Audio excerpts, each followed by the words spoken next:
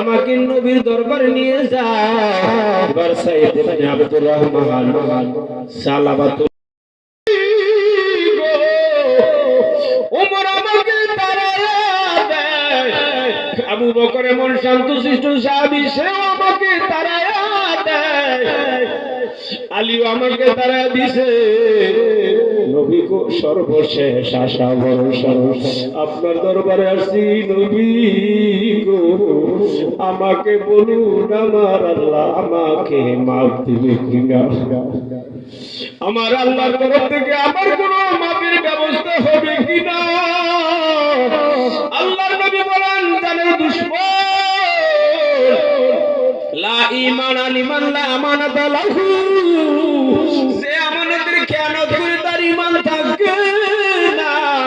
তুমি আমার দরবার থেকে বের হও।